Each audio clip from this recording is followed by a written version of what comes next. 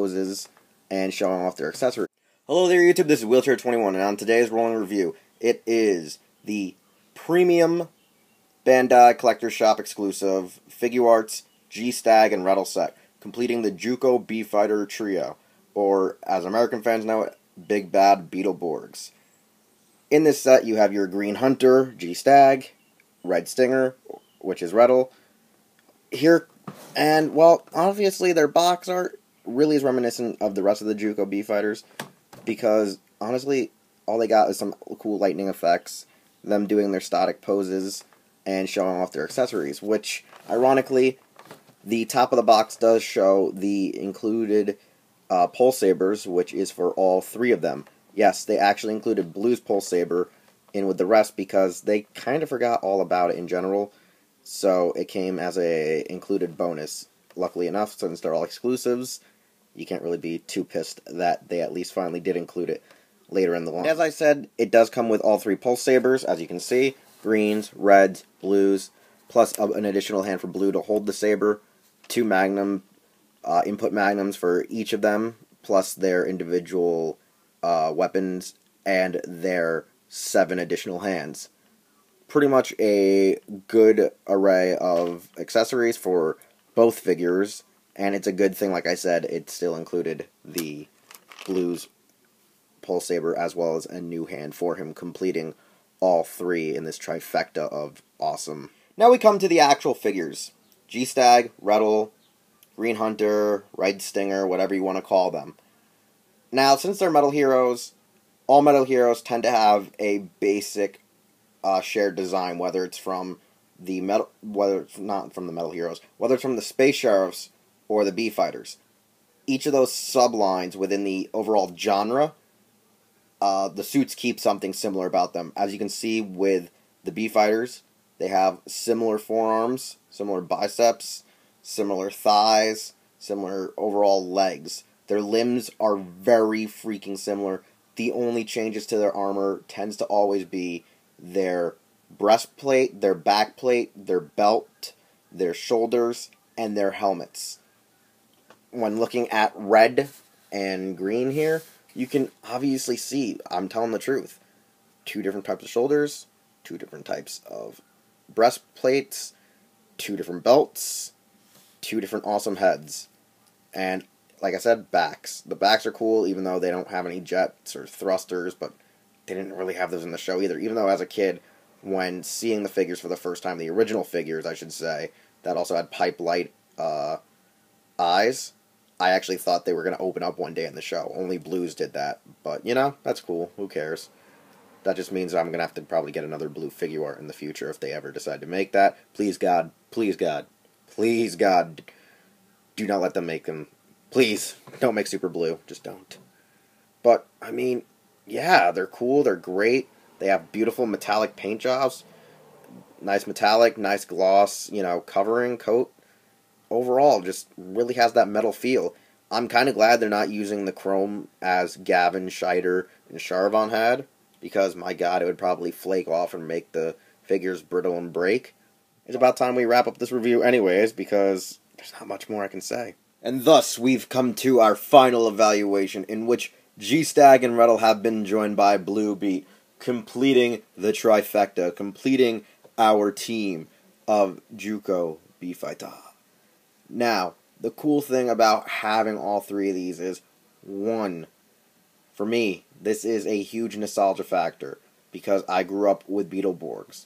2, I actually seen B-Fighter, and I overly enjoy B-Fighter. B-Fighter is a really nice toku. It's good, it's vintage, it's great, and I'm glad I saw it right when, I should say, subs came out for it. The subs weren't the best, but they came out, they were easy to access, but now you can't even find them anymore, and I think fan groups are rushing to do this series.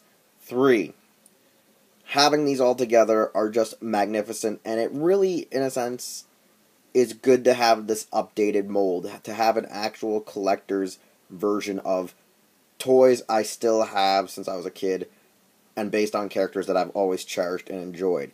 The Metal Hero genre has always been a major influence on what I like about Tokusatsu, even before I knew what Metal Heroes were.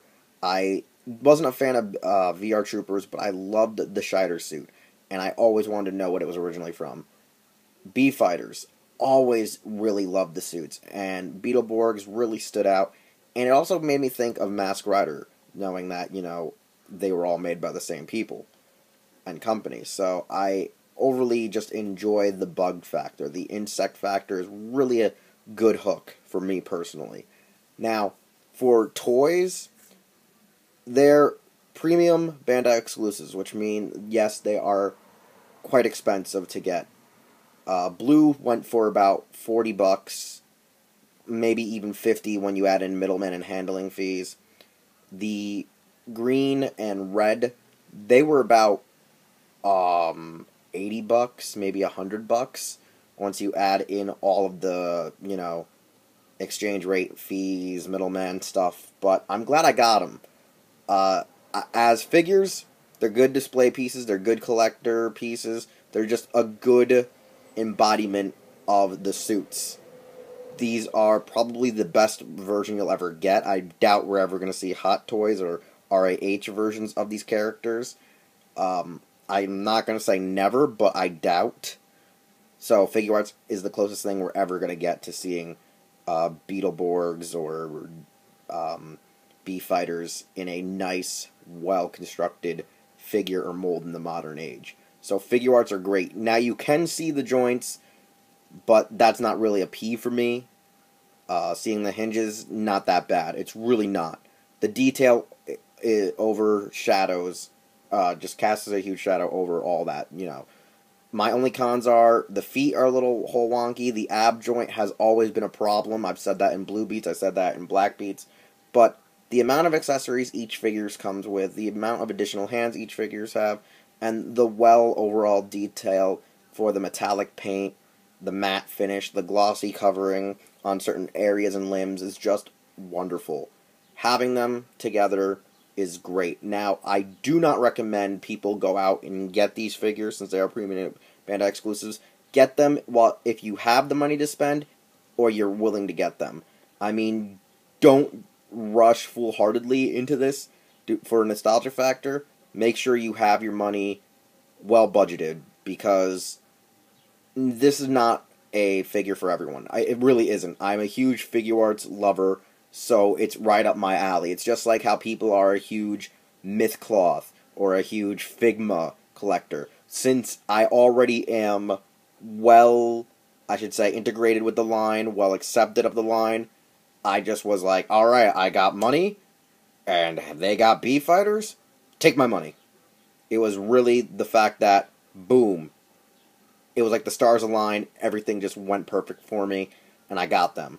I just hope that we get more. I hope we get the sequel series, B-Fighter Kabuto, because, Christ, I love the metallic suits for you fans at home that do not know the awesomeness that is B-Fighter and B-Fighter Kabuto. Honestly, I could just go on about how, for me, this is a whole nostalgia feel, and how I also love the actual original Japanese show.